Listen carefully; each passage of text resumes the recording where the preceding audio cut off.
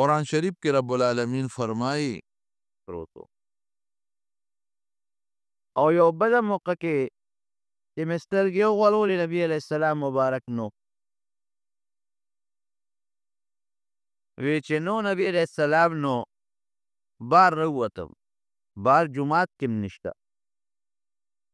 فاطمې رضی الله عنها کله لاړم چې ممکن لکه هغې کوي بیبیانو په کورونو کې مې ټولو کې وکت نو علي صاحب راپاسې دغه سره هم سودا شو چې حضور پاک د شپې څه شو وی رانه مخکې مونږ ورپسې وو د بقي مقبرې ته لاړو وی هلته نبي علیه السلام په سجده پروت دی الله ته جاړي او په سجده د پاسه په ځمکه یې تندی مبارک لګولی دی دا د حضور پاک مبارک حالت و چې کله به نبی علیه السلام مبارک ته څه قسمه تکلیف یا څه یره یا څه پریشانی یا څه بل څه لانجه پیښه شوه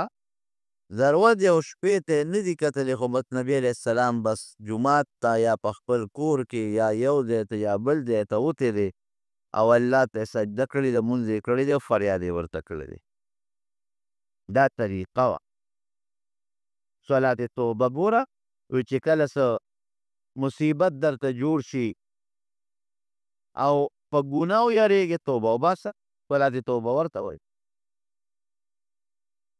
ګناهونه دې ډېري او په هغه خپله ګناه یریږې صلات تسبیح کوه د هغې مونځ یې درته ښولی دی چې د سفر نه به کله نبي علیه السلام واپس راغی رومبې به جومات ته ننوت مونځ به یې وکړ د هغې نه پس به کور ته ته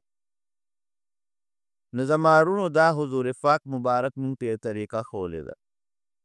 چې کله هم څه قسمه پریشاني انسان ته پیښه دی دې فورا الله ته رجوع کوي الله ته دې ودرېږي دا خو زمونږ عقیده و ایمان دی چې دا مصیبت الله راولي او لرې کوونکی هم د الله ذات دی بې د الله نه بل څوک مصیبت راوستلی نشي او بغیر د الله نه بل څوک درکولی نشي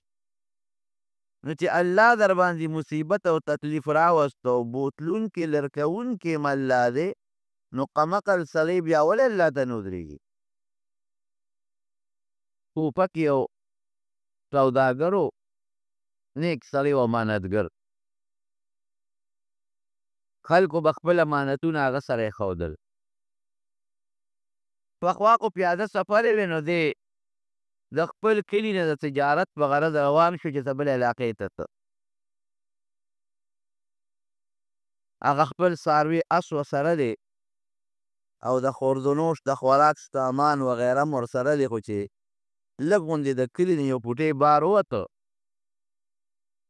نو یو سړی یو مسافر ورته ولاړ دی اوس کاکا لږ ودرېږه څه وی ته چېرته ځې کاکا زه خو پلانکې علاقې ته ځم دا مسافر ځان یې ورته داسې عجزه کمزورې کوي ما به ځان سره بو نه ځې کرۍ به هم درکړم اوس خلک په دې موټرو او توزکو کې په کرۍ ځي په پاسونو او په خرو باندې او په اوښانو باندې خلکو کرایانې کولې سورلی به یې پرې بوتلې زه خو خپل څاروی دی دی وایي چې یاره زه خو هسې م روان یم او ځمه راشه دا لا ښه خبره ده کرۍ به هم ترې والم د لارې ملګري به مې هم شي که نه یوازې به څه سفر کوم دا به مې بل ملګري شي وی بس ټیک زه په کرۍ ورسره خبره وکړه او دواړه روان شو دا چې کوم سوداګر دی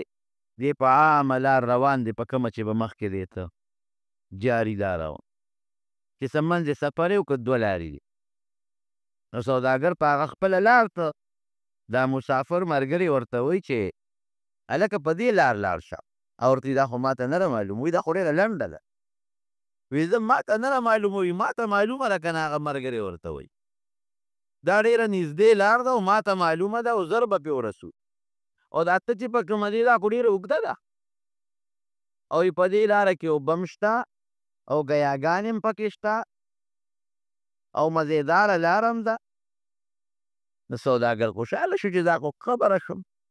یو نږدې لنډه لار ده او د دا هم پکې دې دله ووینو روان شو تلل پیاده مزلې وې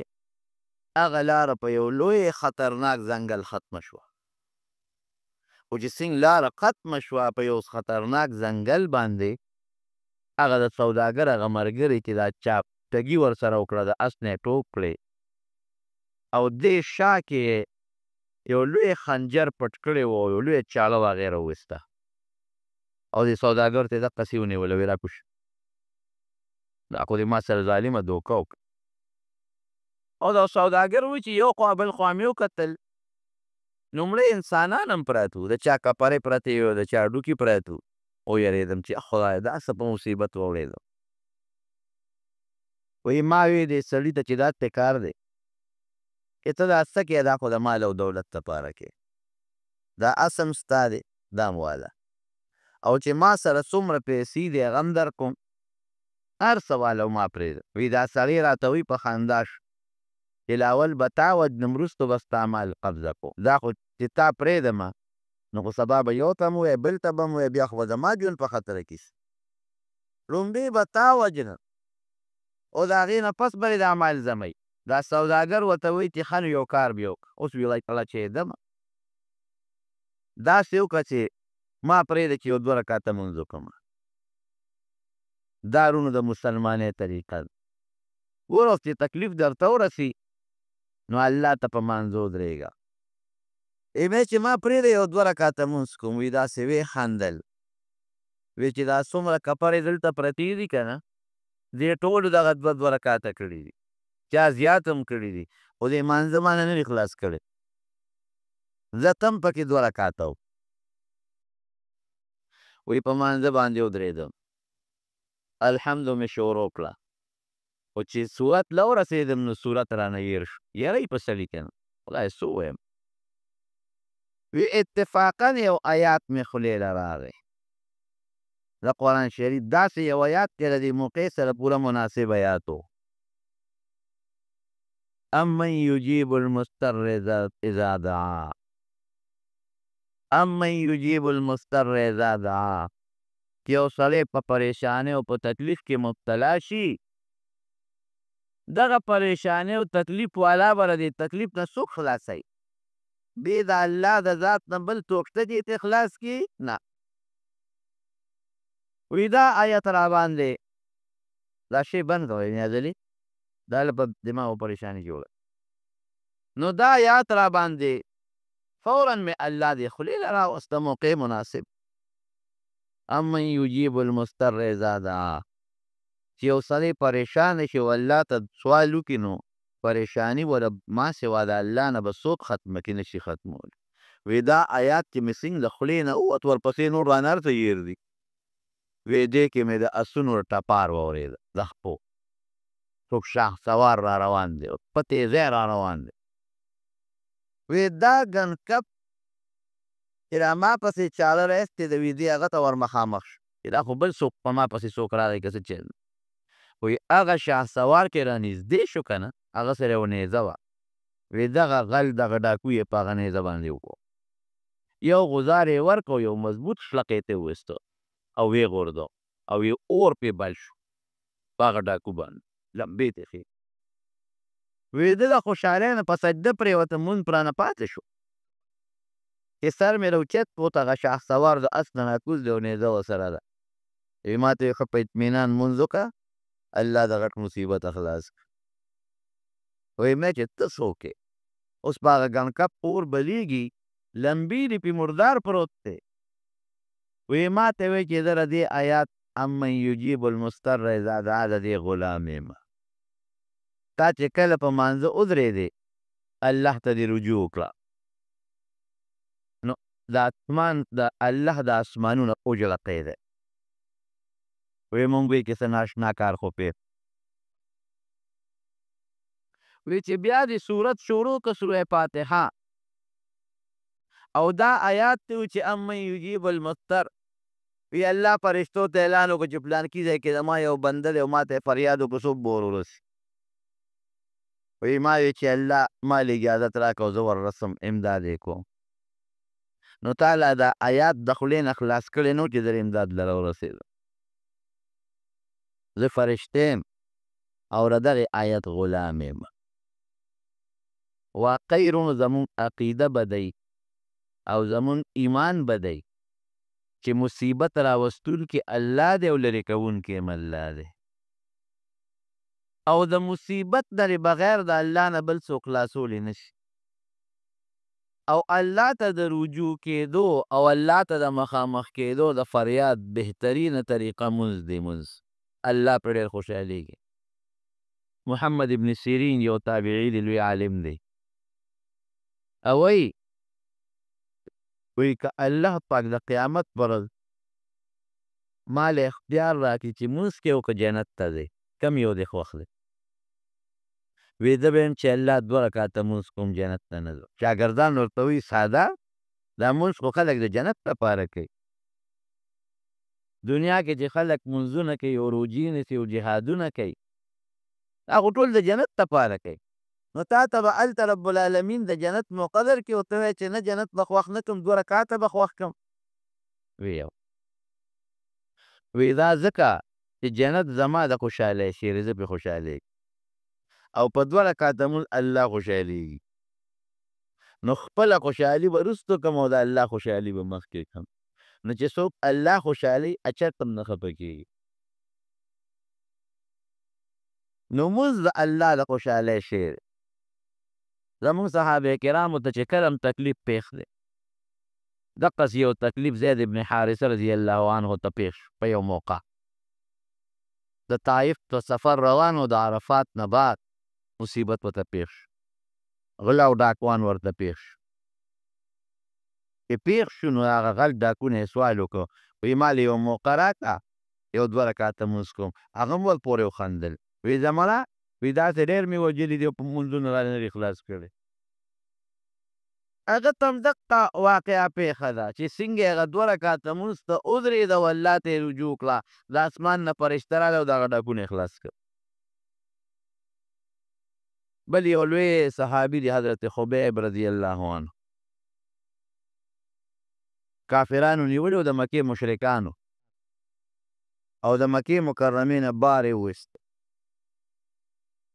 تنعیم ته چې دا کوم ځای نه اوس خلک د عمرې نیتونه کوي هلته یې وویست او یو لوی لرګي یې ورته ښخ کړی په سولیکه وي میخونه یې وله په وجود ټکوال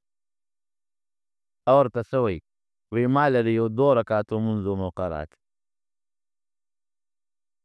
2 رکعته مونځ یې وکړه خو هغه په دې خیال ونه کړه چې د کافرو نه خلاص شم هغه وی راشه د دنیا اخري وخت چې الله ته په رجوع تېره کړم په مانځې تېره کړم وی 2 رکعته مونځ مې وکړه او بیا مې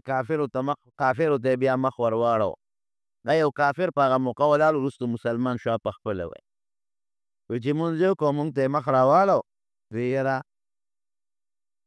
ډېر زیات خوند یې مونځ راکړ تاسو به وایئ چې د مرګ نه یېرېږي یعنې اوس به مې دا مونځ د اوږد کړی وي لالیان مې ځکه وکړو چې تاسو په ما دا ګمان ونه کوئ چې دی ګنې د مرګه یېرېږي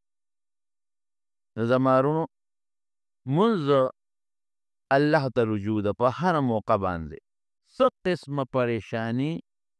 یا تکلیف چې انسان ته ورسي او دې اسانه او نږدې حل غواړي چې د دې پریشانۍ او د تکلیف نه په اسانه ما الله خلاص کړي د مانځه نه بهترین عمل بل نشته دی او بیا د شپې مونځ هغه وخت کې مونځ نبی علیه السلام فرمایي چې الله پاک انسان ته ډېر زیات خوشحالېږي په هغه وخت کې چې خلک اودي او دې پاسې الله ته ودرېږي او په فرشتو فخر کوي چې تاسو خو وی چې د انسان مه پیدا کوه دی به وینې تویې او فسادونه به کوي دا د ګوره نور مخلوق اوده دي او د ګرمه بستره پرېښوده او ما ته ودرېده او زما عبادت کوي امام احمد ابن حنبل به د شپې 300 رکعته نفل کول 300 رکعته نفل د شپې به یې کول امام ابو حنیفه رحمت الله علیه به 2 رکعته مونځ کو د شپې ماسخوتن مونځ به یې وکړو تر د سهاره پورې 2 رکعته مونځ به یې کو په یو رکعت کې به یو ځل قرآن شریف ختمو په بل رکعت کې به بیا قرآن شریف ختمو 2 ځله به قرآن ختمو 40 کاله یې د ماسخوتن په 10 د سهار مونځ کړی 40 کاله او علم یې څونه زیاتو د قرآن او د سنت نه د احادیثو نه 12 لکه مسایل یې رایستي دي. دونه رب العالمین ورته علم او پوهه ورکړې.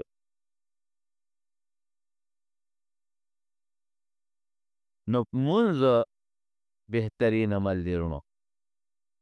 د الله د خوشحالۍ عمل دی. او نبی علیه السلام ورته معراج المؤمن ویلی دی چې دا د مسلمان معراج دی. لکه حضور پاک مبارک چې الله تعالی او الله سره ملاقات وکړ، دغه رنګ یو سړی که وایي چې زه الله سره معراج کوم او الله سره ملاقات کول غواړم، ډېر یې په مانځه ودرېږي، مونځ دې کوي. د حضور پاک مبارک په زمانه کې یو صحابي و، کور ته راغی نو بیبي ورته فریاد وکړ، کور کې تپوس کوي وي د خوراک څه شته ډوډۍ راوړه. بیبي ورته وایي تا څه راوړي دي؟ ټول جومات کې ناست یو مونځونه کوي. وشله د کور ګاونډ دی سړو ته ووایه څوک ځان له پټو کې خدمت کوي، څوک تجارت کوي، او ته منډه کې جومات ته وراشې ډوډۍ راوړه. ډوډۍ د کوم ځای نه زه راوړم؟ تاسو اوړه راوړي دي ما دلته پخ کړي دي. دی لاړ جومات، 2 رکعته مونځ یې وکړ او د مانځه نه پس بیا کور ته راغی. ښځې څه شته؟ او ورته تا څه راوړي دي؟ تش تور لاړی او تش راغلی او څه شته؟ مونږ هم نار یو بچي دې هم نار دی. بیا لاړ جومات، 2 رکعته مونځ یې بیا وکړ. چې بیا راغی وایي ښځې د خوراک څه شته؟ ښځې پورې وخندلې ته نن لیونۍ شوې خو نه یې. سړیه څه راوړه چې درله پاخه کړم نو بیا وغواړه. زه کمې څه راوړم؟ نه خشاک شته او نه اوړه شته او نه د پخلي څه انتظام شته. دی بیا لاړ جومات. الله ته ودرېدې پروردګاره بل چل مې نه دی زده بغیر د یو کار نه. دقه مونځ مې زده دی، که ډوډۍ راکې هم او که نه راکې هم ستا خوښه ده. چې په 3م ځل کور ته راغی وی ښځې څه شته؟ وی سړي راشي او ناشنا لوبه شروع شوې ده. وی میچن تاویږي اوړه راغورځوي، نه څه څوک شته چې پکې دانې ور واچوي او نه تاولو والا شته. اوس میچن ته خو به غنم ورکوي نو اوړه به راغورځوي، او تاولو والا به لاس تاولي نو هغه پل به تاویږي که نه، په خپله قدرتي ته ور تاویږي لکه د بجلۍ مشین چې دې زمانه کې څنګه اوس تاویږي. میچن تاویږي اوړه راغورځوي او لګېږمه چې څومره زمونږ د کور لوښي دي هغه مې ټول د اوړو نه ډک کړل. هغه پخوا چې د یو قصه مشهوره دی دروغ به وي خو خیر دی عبرت ته. چې هغه سړي به وي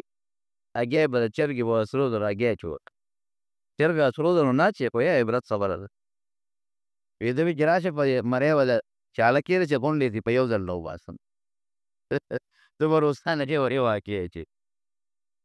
او چاړه به له په مرۍ کېږده غونډې به ترې راوباسي. چې لاړه کړه چرګ هم لاړه واقع هم لاړه.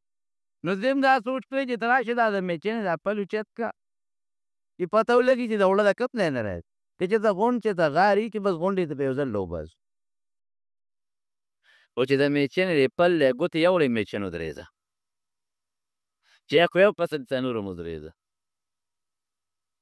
راغی نبی کریم صلی الله علیه وسلم او حضور پاک مبارک ته ټوله خپله قصه وکړه. نبی علیه السلام مبارک ورته فرمایه فلان کیږه. وی زما د قسم په هغه ذات چې دې دنیا ته پیغمبر را لېږلی، که تا د میچنې دغې پل له ګوتې نه وې وروړې نو تر قیامته پورې به تاوېده او د اوړه به یې راغورځول او دغې تنور به تر قیامته پورې دا ډوډۍ راغورځوله. نو زمونږ د علما وایي چې دا ولې؟ وی ګوره دی چې به الله ته ودرېده نو اعتماد او یقین یې په الله و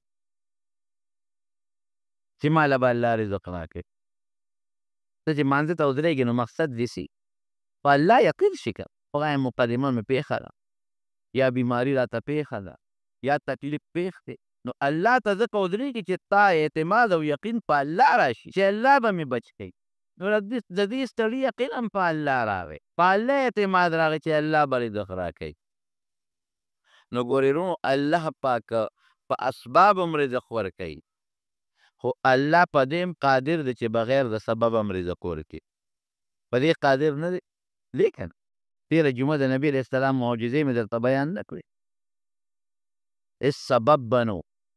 او پروردګار به رزق ورکو. یو جام اوبو باندې کې به دونه ډېرې شوې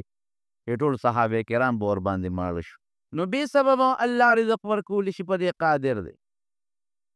نو د دې سړي چې کله اعتماد په الله شو او الله سره یې دا خبره کلکه کړه چې پروردګاره ته به دا روزي او رزق راکړې چې تا نه راکړې که نه، نو نه تجارت له ځم او نه بل خوا ځم. دا الله کولی شي، خو ګورې دی په دنیا کې ځان له عادت نه دی جوړ کړی. نو چې دې څنګه راغی او د میچنې پل یې ګوتې یوړې، نو هغه اعتماد یې بدل شو. دې خو یې سوچ راغی چې یاره دا غنم د کومې راځي، د اوړه د کومې راځي. هغه چې په رب العالمین یې کوم یقین و، هغې نه یې توجه دې بل خوا شوه. دا نه دي کنې په الله یقین ختم شو، نه اورېږه ګورم چې دا غنم د کومې یعنې هغه سبب ته یې نظر شو. چې سبب ته یې نظر شو، نو بس الله تعالی خبر اسبابو ته پرېښود. ظاهري کې خو بیا غنم نو سبب نو میچن بنده شو. او دا حقیقت دی. ګورې په دې مونځ کې حکمت دا دی چې ستا یقین محکم او کلکه عقیده په رب العالمین راشي. یو سړی و دې ضمن کې د عبرت یو خبره درته وکړم. یو سړی و، هغه وی چې خدای پاکه ډوډۍ دې نه راکړې که نه، او دې خولې ته دې راله نه رادننه کړې، دې خولې ته نو شخوند به هم پرې ونه وه. دا پوره متوکل. باید ته دې خو زه وي د کوړه راکړم ځان له به پاخه کړم.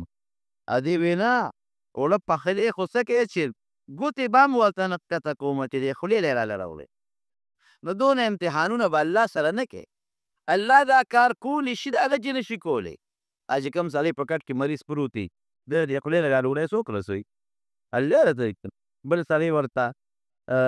مجبوره کي، هغه خدمت ته یې راولي او د خولې له ورته نوړی اوچتوي، خو نه د امتحانونه په الله به نه کوي. ده وی داسې کو. الله وی لورېږه زم در سره دا چل کو. لاړ د خپل اور وطن نه که دلته غوار دلته یي، خو ښځه به راله خولې له ډوډۍ راوړي، بچي به یې راوړي. چېرته یو دشته کې ځان له یو جونګړه جوړه کړه، د دریاب په غاړه باندې و، هغې کې دېره شو. او بس ناست دی الله ته هم په دې سوچ دی چې خدایه تا ماله خوراک دې خولې له نه راوړې که نه، نو شخوند به هم پرې نه وه. که دې مخکې مې پروت یم مې نه راوچت و. یو ورځ پرې تېره شوه، دویمه پرې تېره شوه، نارې پرې تېرېږي. د شپې کې ته دغه علاقه کې غلو غلا وکړه. چې غلا یې څنګه وکړه، نو چې باران شو، هغې رالل دې جونګړې له، د هغې خیال نه چې دې کې دا سړی دی. د خو جونګړه ده چا ځان له جوړه کړې ده، سړی به پورته تللی وي، جونګړه به خالي پرته وي. نیغ رالل په دا جونګړه ورننوتل. چې ننوتله اوس دې پکې پروت. هغه له هم یارېدله او بیا وایي چې دا سړی هم په دې جونګړه کې پروت دی، هېڅوک عبادت به دا نه لګي، را پیسو. هغې ځان له هغه چې کوم خوراک مراک غلو په هغه کلي کې غلا ملا کړې وه، خوراک مراک یې ځان له برابر کو. باران دی، زول طوفان دی، دلته به ځان هم معلوم کو، طوفان به ودرېږي ځو به. ده ته وایي ته مه خوره، ده له ورکوي. چې ده له خوراک ورکوي، نو دی خوره که نه، نو دی ثبوت یې نه ورو او خبرې هم نه کوي. او وایي چې د غلو کوم مشر و که نه، هغه وایي داسې کار دی چې دا سړی یخنۍ والی دی، د ژمي دی سختې هوا والی دی او دا ناجوړه دی. او ظالمانو خپل خوراک وروستو کې او داسې کوو چې لاول دا سړی د ده څه غم په کار دی. یعنې که دا مړ شو که نه، او سبا مونږ چې ته ونیوي شو، نو وایي چې دا سړی هم تاسو وژلی دی. وایي ده سره څوک وایي بس یخني شوې ده، اور ورته بلو. مونږ به هم ګرم شي، دی به هم ګرم شي. اور یې ورته بل کړی. چې بل کړی،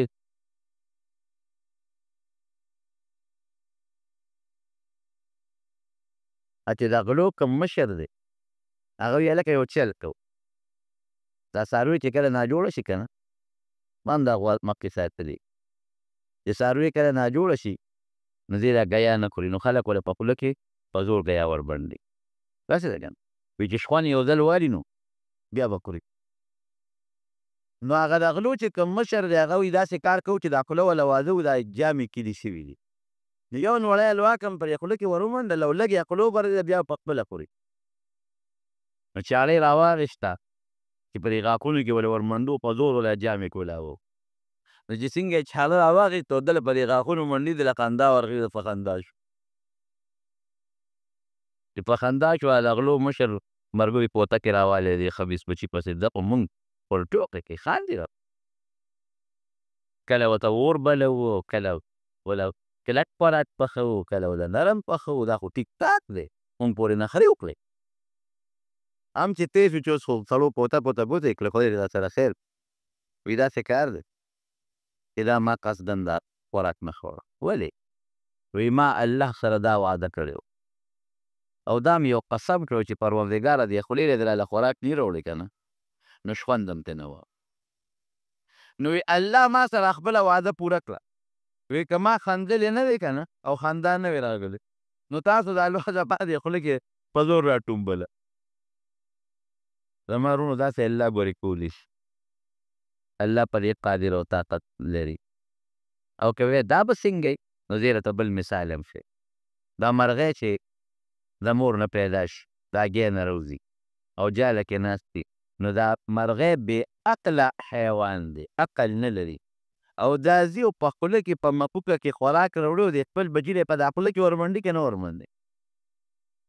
دا د الله ذات دی که نه سړی حیران شي چې خدای پاک په خپله هغه مرغۍ خوراک نه خوري هغه مور الله دونه مهربانه کړي چې په خپله خوراک نه خوري او ځي کله ورته ته ګورې نو هغه ډوډۍ واله واله کوي په دې مخوکه کې چې ښه پوټې پوټې یې کړي نو یو یو دانه راوړي او هغه بچی خوله ورته واضوي او په دا خوله کې ورته ورمنډي نبی کریم صلی الله علیه وسلم فرمایي ای زما امتیانو که تاسو په الله بروسه وکړه او په الله هم توکل وکړه هغه توکل چې د الله د ذات سره ښایېږي که داسې توکل هم وکړو وی په دې خپلو بسترو کې به پراته یو الله به رزق درکوي وی دې مارغانو ته نه ګورئ سهار کې د جالې نه وځي نو اوږي وځي او ماښام کې راځي نو مړې راځي وی لیکن تاسو په الله توکل او اعتماد نشته نو روزي رسان رونو الله دی ګور پریشانی راوستونکی الله دی لرې کوونکی الله دی مقدمه او تکلیف درته الله جوړوي لرې کوي به د نه الله مصیبت به راولي الله لرې کوي به الله بیماری به راولي الله لرې کوي به الله خو که په دې ټولو څیزونو کې موږ په خپل رب یقین وساتو او په الله ذوالجلال هم اعتماد وساتو نو خبره مې د هغه صحابي کوله چې رب العالمین ته ودرېده 2 رکعته نفل یې شروع کړو حضور پاک مبارک ورته فرمایي وي ای پلان کې زما د په هغه ذات قسم یې چې دې دنیا ته پیغمبر لېږلی یم که دا پل د میچې دی نه وي کوز کړی تر قیامته پورې به تاوېده پوړه به یې راغورځول او تنور به تر قیامته پورې ډوډۍ راغورځول اوس به ستا په زړه کې یو سودا وي ځکه مونږ خو مونځونه کوو زه یې ناجوړه چې مور لګیا مونځ کوي خو نه جوړېږي ما ته تکلیف یې ودرېږدم الله ته مونځ کوم زما نه تکلیف خو نه ختمېږي نو وروڼو زمونږ مونځ نه دی ګورې ان الصلاة تنهى عن الفحشاء والمنکر قرآن کې الله فرمایي چې مونځ سړی د نارواونو د قبیحو د ګناهونو نه ساتي او یو موقع کې نبی علیه السلام ته یو صحابي شکایت وکړی صاحب فلانکې سړی چې دی د شپې غلا کوي د ورځې مونځونه کوي او د شپې غلا لري وی انشاءالله کې دا مونځ به یې د غلا نه منې کړي نو ته وایه چې مونځ خو د څوک غل د غلا نه منې کړه او نه ډاکو د ډاکې نه منې کړه او مونږ خو مونځ کوو زمونږ مصیبتونه خو نور هم زیاتېږي کمیږي نه زما وروڼو زمونږ مونځ نه دی او مونځ څه ته وایي مونځ درته اوس خیر د نبی کریم صلی الله علیه وسلم 2 صحابه په یو سفر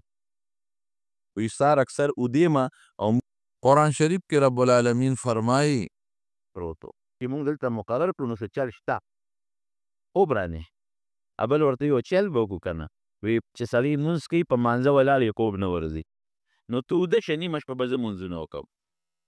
او چې زه ستړی شم نو تا به راپاسوم نو باقي نیمه شپه ته مونځ کوې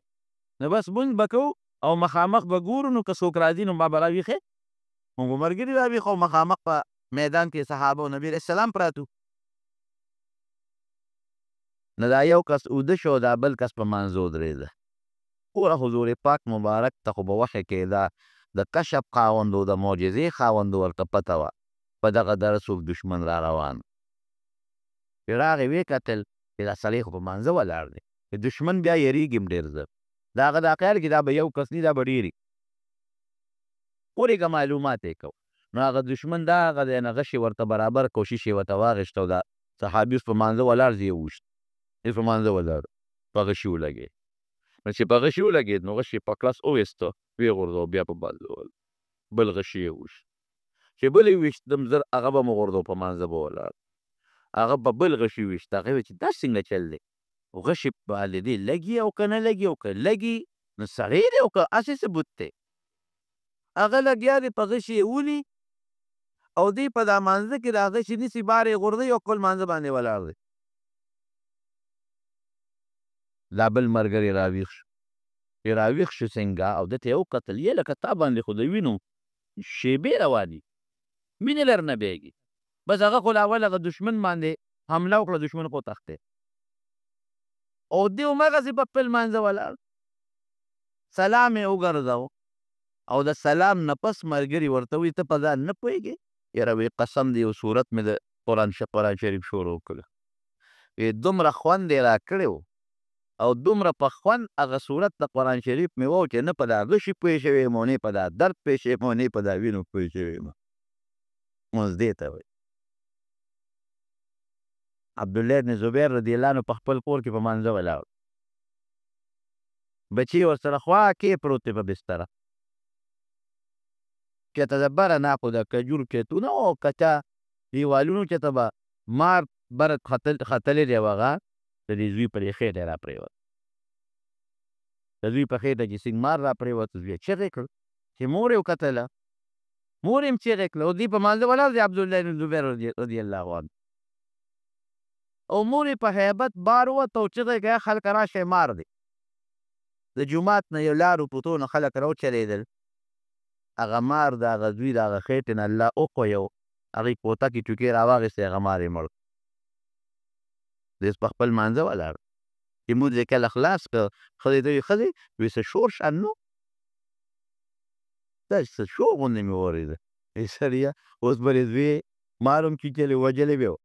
او د دنیا خلک راغلل او ټس او ټوس او د لرګو ډګار شروع شو او ته وایې څه شور شان نو وایي زه نه یم پوه شوی چې معمولي غوندې شور مې دغه وبه شو.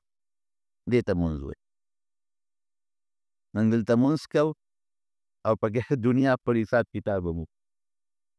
مونځ زمونږ دې ته ودرېږي د دنیا پوره حساب و. دکاندار چې مانځه ته ودرېږي پکې د دکان حساب کوي. زمیندار چې مانځه ته ودرېږي پکې د پټي حساب کوي. ملا چې مانځه ته ودرېږي پخپله کې خپل سبق پکې زوتی چې کوم سبق به سهار وی موسم یې ووایي.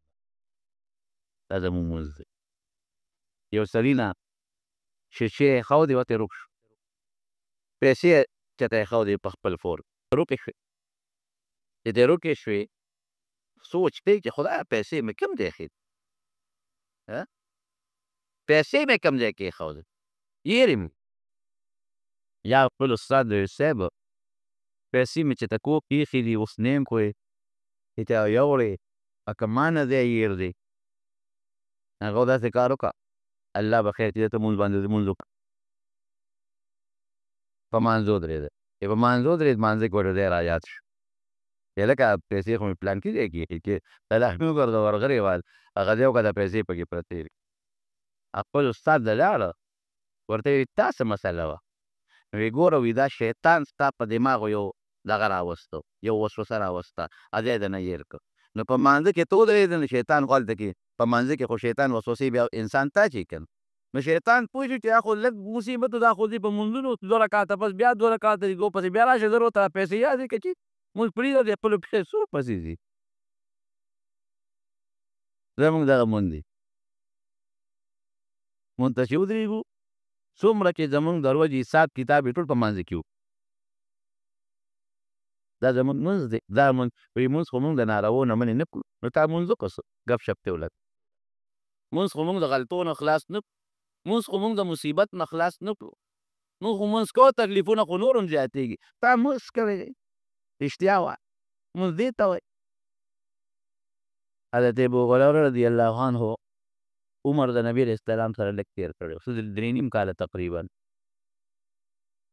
او احادیث یې د نبی علیہ السلام نه 5,350 یا تقریبا نقل کړي نو باید صحابه به پې داسې لږ غوندې طنز غوندې کوو وایي ستا وخت لږ دی د نبي علیہ السلام سره او دونه احادیث تا د نبي علیہ السلام نه نقل کړي دي نو دې هغه صحابي ته وایي یو تپوس ته نه وکړم وایي او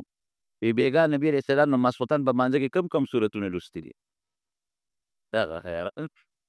وی مونږ د نبی علیہ السلام پسې نه دی کړی وی کړی مې دی که نه کوي کم یې پکې لوستي دي هغه حیران هیرو وی تاسو دغه مونځ دی دغه حال دی چې دا راته یاد نه لګي امام صاحب په مانځه کې کم صورت ولوست دا راته یاد نه لري وی دا ولې وی تاسو به لګیا یو تجارتونه به م پوه او چا به خپلې زمیندارۍ کولې او ابو هریره ځان ته ګوته ونیولې وي ابو هریره به په نار او په لوږه د پیغمبر علیه السلام سره دیره او حدیث پې زده کول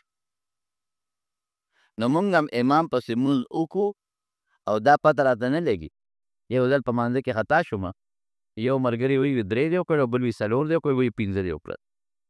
مې زه خو زه خطا شوم انسان دی خطا کېږي نو هغه چې کوم مقتدیان راپسې ولاړ وو هغې کې هم د یو کس سوچ برابر نه زه هم د دې خلکو مونځونه خپل امام هم مونځ وکړو پته نه لګي څلوېښت کړي د امام هم پته نه لګي هم په سوچ کې دی او د مقتدیانو کې هم څوک داسې نشته چې هغه ته پوره رکعتونه یاد وي ورته وایي چې دومره دی وکړل یو سړی په مانځه ولاړ او یو عاشق چې ته په دې عشق کې مبتلا و هغه خپلې معشوقې په سوچ کې د ده مخکې تېر شو چې د دې نیک سړي د دې شیخ مخکې تېر شو نو ډېر خفه شو چې هلکه تا زما مخکې داسې ځې او داسې زه په مانځه ولاړ یم ما ته سوچ نشته چې مونځ اخلاص په ورغلې ول دې مری نه کلک کړول دا خدای بې خو باسه ما ته نه ګورې په مانځه ولاړ یم کله داسې تاویږي او کله داسې تاویږي او کله داسې تاویږي او ما پرېږده سړیه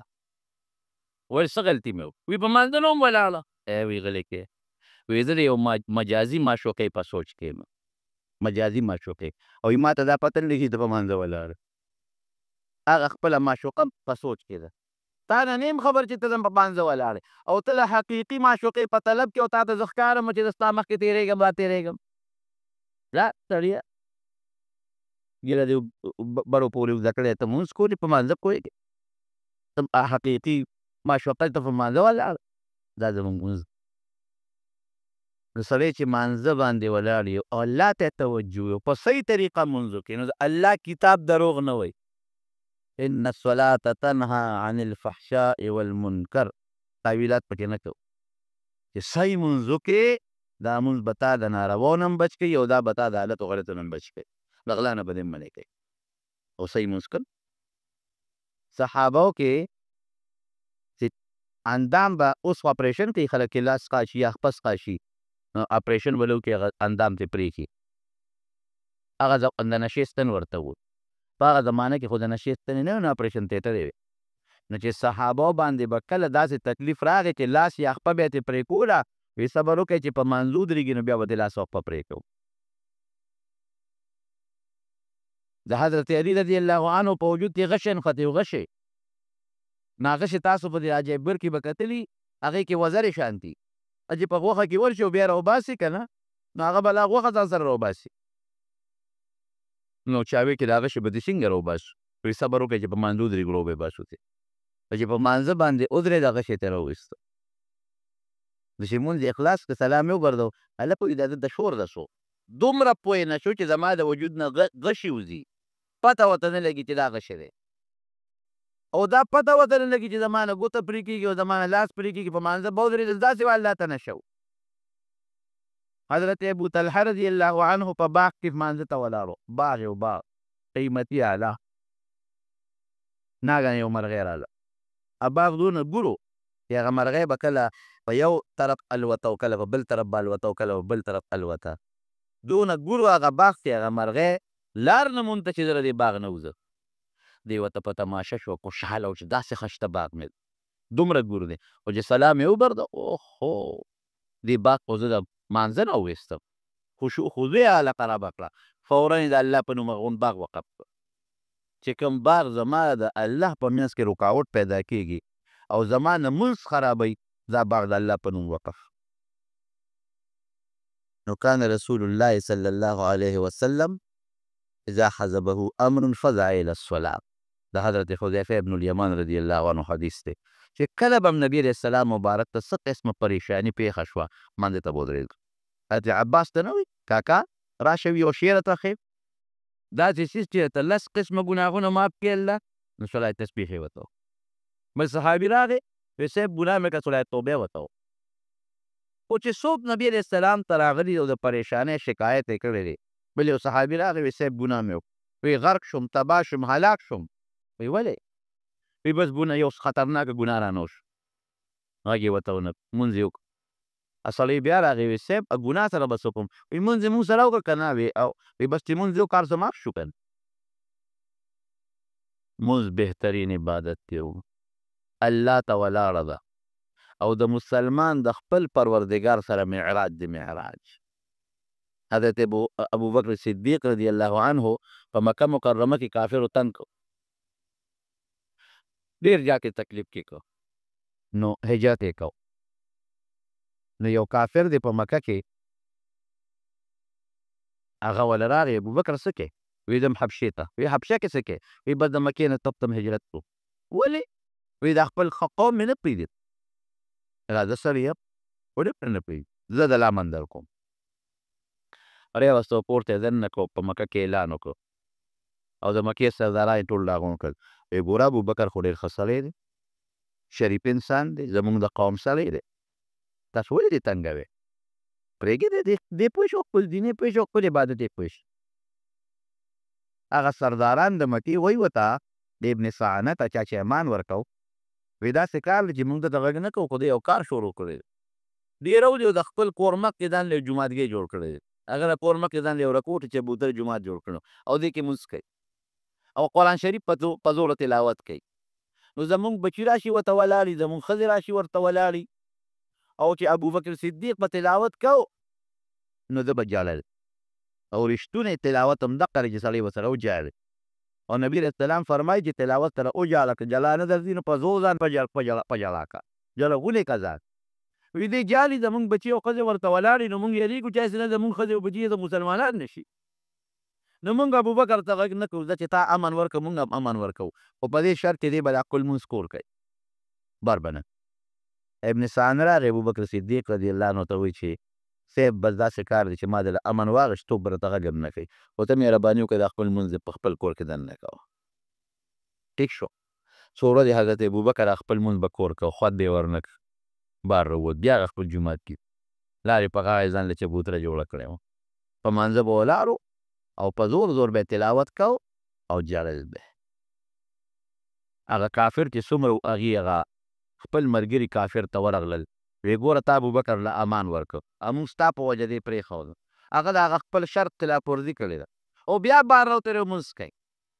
او زمونږ بچي چې په لاره ځي ورته ولاړي زمونږ ښځې ورته په لاره ولاړي مونږ یېرېږو هسې نه زمونږ بچي او ښځې په فتنه کې پرېونه دي اسلام د فتنه وي دا مسلمانان نه شي یا خو ابوبکر ته ووایه چې دا لمونځ خپل پور کوي او یا ته خپل امان واپس واله مونږ پیشه ابوبکر پیشه مونږ یې ښکاره لمونځ ته نه پرېږدو پټ څه کوي هغه کافر راغی ابن سعنه ابوبکر ته وایي چې ابوبکر ګوره تا سره ما شرط ایښودی او تا د شرط خلاف ورزي وکړه بیا دې بان لمونځ شروع کړو تلاوت په زوره زوره کې او کافر دې ته نه پرېږدي نو داسې مهرباني وکړه یا د ما شرط ومنه خپل کور لمونځ کوه او یا ما ته خپل امان واپس کړه ته پرېږه او کار دې پرېږه ابوبکر ورته څه وایي وایي تا ته ما خپل امان واپس کړه ما له د الله او رسول امان کافي دی بس هره له کافي دا مونځ نه پرېږدم هم هلته د کور مخکې دروازې مخکې د جومات کې به ولاړو مونځ به یې کو په زور یې پکې تلاوت کوه د مارونو مونځ نه بهترین عبادت بل نشته او بیا د شپې مونځ تهجد ورته وایي حضور پاک مبارک په رمضان کې عایشه صدیقه فرمایي ټوله شپه به عبادت کوو مونږ به هم پاسولو چې عبادت کوی پکې چې کله سبا نه مخکې داسې مخکې دې پاتې چې دې پکې خپل اودس هم وکړي او کم از کم اته رکعته نبي علیه السلام تهجد کړي دي څلور یې هم کړي دي شپږ یې هم کړي دي اته یې هم کړي لس یې هم کړي دي خو اته رکعته د حضور پاک مبارک له زیات معمول و نو تهجد د شپې دقه وخت الله پاک انسان ته آواز کوي ای انسانه څوک سوالګر شته چې زه وله سوال قبول کړم څوک رزق غوښتونکی شته چې زه ډوډۍ وله ورکړم؟ څوک بخښنه غوښتونکی شته چې زه وبخښم؟ دا درې یوازې الله کوي. نو وروڼو چې څه قسمه مشکلات او تکالیف او پریشاني در پیښ وي، الله ته ودرېږئ، لمونځ کوئ، خو لمونځ د لمونځ په طریقه کوئ. نو دا د الله سره ستا معراج وشو، لکه څنګه چې حضور پاک مبارک تللی و الله سره یې معراج کړو. نو پروردګار به د هغه پریشانۍ او مصیبتونه هم ختم کړي، الله به درنه راضي هم جوړ شي. الله دې مونږه د لمونځ پابند جوړ کړي. پریشانۍ وي، تکالیف وي، غمونه یا الله زمونږ پریشانۍ، زمونږ تکالیف، زمونږ غمونه الله په خوشحالۍ باندې بدل. ما ته هم دعا وکړې، پرون بیا د ما له غوندې یو کوټې تکلیف و، ډاکټر لم بېګا تللی وم، اوس مې دا تقریر هم د زړه په زور وکړ، یو زړه مې وی مه ځه، لږ دمه وکړه، دعا وکړې چې الله تعالی ما له شفا راکړي. او بعضې ملګري په کورونو هسپتالونو کې مریضان دي، الله یې ټولو له شفا نصیبه کړي. یا اله العالمین دا ما چې کوم د مانځه متعلق بحث وکړه، خدای مال او زما دې مرګو له پې عمل ورکړي. خدای که چاته مقدمې جوړې دي، هسپتالونه ورته پېښ دي، خدای د هغې نه اخلاص کړي، په خیر یې اخلاص کړي. خدای زمونږ د ټولو ملګرو په رزقونو کې برکت پیدا کړي، او د دې بشیر جان څه د استاد د هغې څه دعاګانې د الله دې ورله قبولې کړي. او زمونږ د چا چې څه پریشانۍ، مشکلات، غمونه، تکالیف وي، پروردګاره زمونږ خو ناقص مونځونه دي، خو دا په کامل مونځ بدل کړي، او مونږ یې د مصیبتونو، د پریشانو، د دنیا او د آخر د ختمولو ذریعه وګرځئ. زمونږ یو ملګري دی جان حاجي صاحب، د هغې تره او بېګا وفات شوي وو، دعا ورته وکړئ چې الله تعالی یې مغفرت نصیب کړي. نور څومره مردګان وفات دي، الله یې د ټولو مغفرت نصیب کړي، او زمونږ د اخر وخت کې الله په خولې دا کلمه نصیب کړي چې لا اله الا الله محمد رسول الله.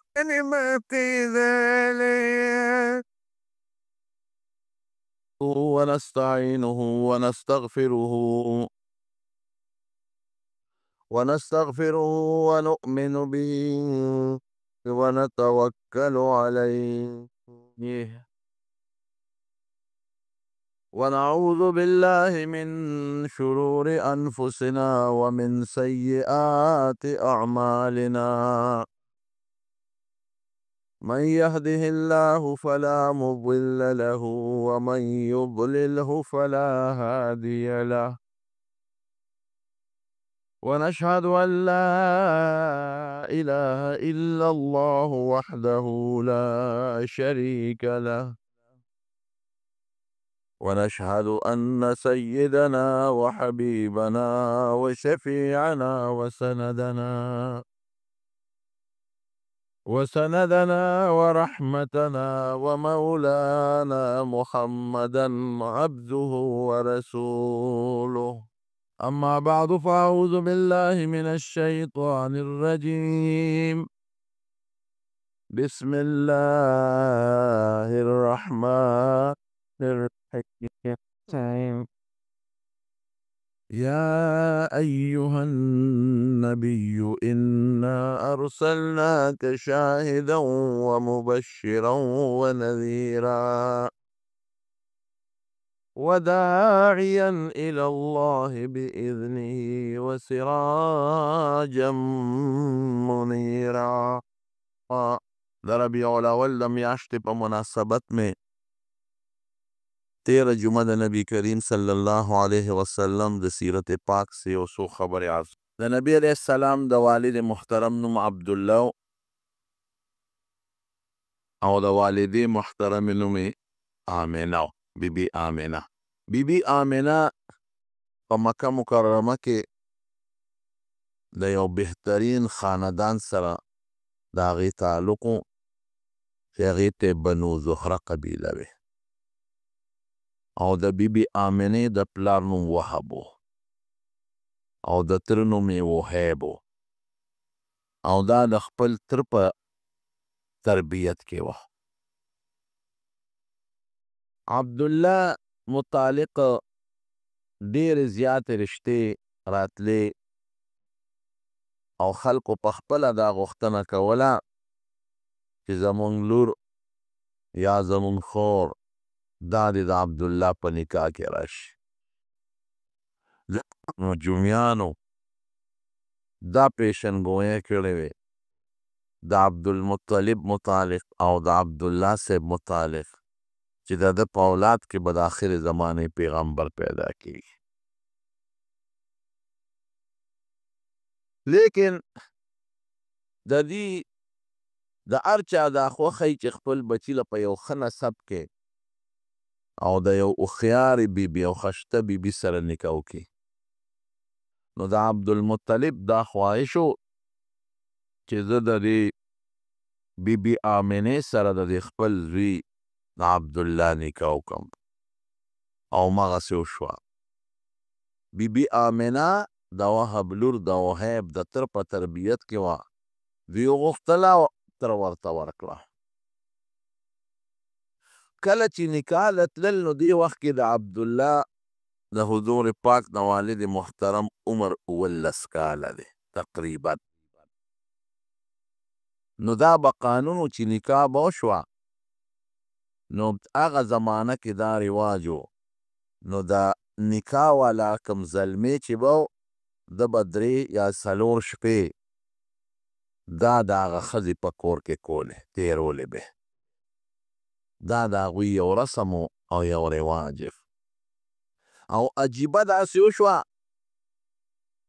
چې د نبی علیه السلام د مور بیبي د تره لور د دې وهیب لور هغه عبدالمطلب ځان له وغوښته. هغې پرې رضا شو، ځکه ما تېره جمعه درته پوره د عبدالمطلب تاریخ ذکر کړی تقریبا. نو چې دوی کله نکاح له تلل، د عبدالله ورپسې شاته په لاره ور روانو. نو په مکه مکرمه کې یو یهودنه ښځه وه او څوک وایي کاهنه وه. نو دواړه به هم به یهودنه او هم بیا کهانت دا علم ورسره و. نو دا اتفاقا په لاره باندې ولاړه وه. نو عبدالله صاحب یې ولیده. نو چې دې څنګه ولیده نو دله دعوت ورکړه د ګناه چې مونږ کره راشه. نو عبدالله ورته انکار وکړ او یو 2 شعرونه یې ورته وویل. معنی دا ده چې حلال خلک او پاک خلک ګناه نه کوي، او پاک خلک د خپل ځان دپاره د پاکو انتخاب کوي. داسې یو 2 شعرونه یې ورته وویل او زه ګناه نه کوم، ناروا نه کوم. او عبدالله صاحب ته نیغ تېر شو. عبدالمطلب ځان سره کسان بوتلی و، دی مخکې تللی و، او د بیبي آمنې سره د عبدالله صاحب نکاح وکړه. او کم چې د بیبي آمنې ترو وهیب د هغه لور سره خپله نکاح وکړه. دواړه نکاحونه په یو ورځ شو.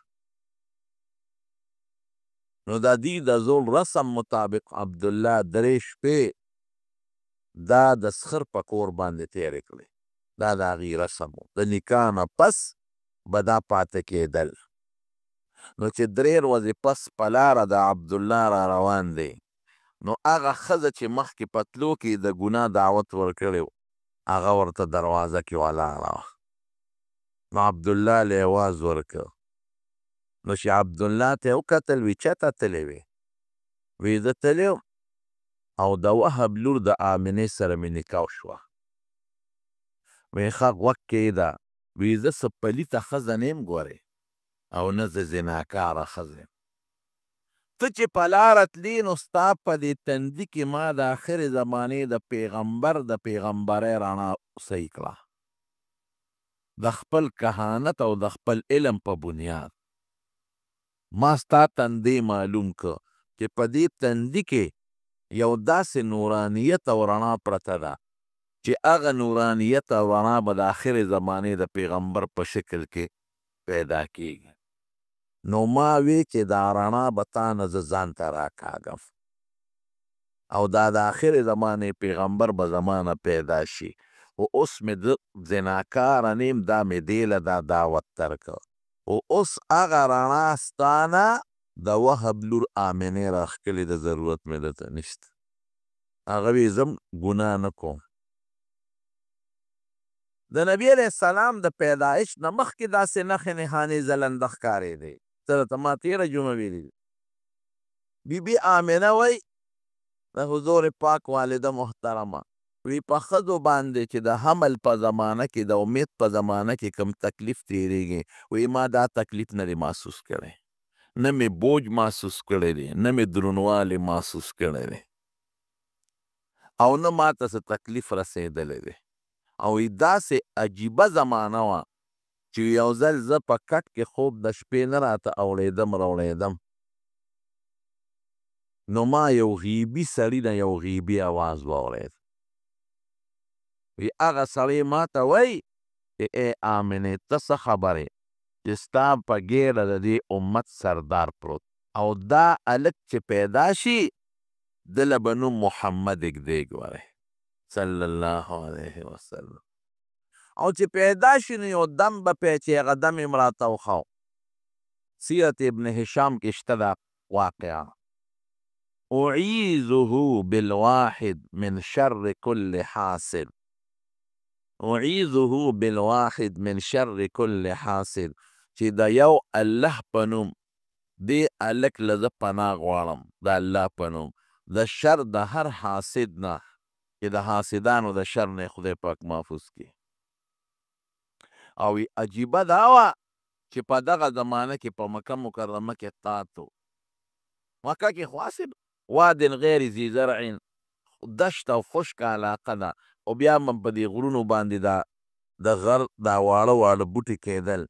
او کبلې به پکې زرغونېدلې نو خلکو به څارو له تې ګیا ورکوله نو د څارو ګیاګانې میاګانې نه وې باران بند شوی او چې کله د نبی علیه السلام زما امید پیدا شو د حضور پاک متعلق نو مکه مکرمه کې خدای فراخ سالی پیدا کړ بارانونه وشو او په غرونو او په دشتو ګیاګانې زرغونې شوې او د خلکو د ګډو چیلو د اوښانو غولانجې د پیو نه ډکې شوې او د خلکو څاروي د وازګو نه ډک شو. وی قسم دې زه پوهېدم چې دا د ما د دې بچي برکات دي چې لا دنیا ته دی تشریف نه دی راوړی لا پیدا شوي نه دي او په مکه مکرمه کې خدای پاک فراخ سالي پیدا کړه.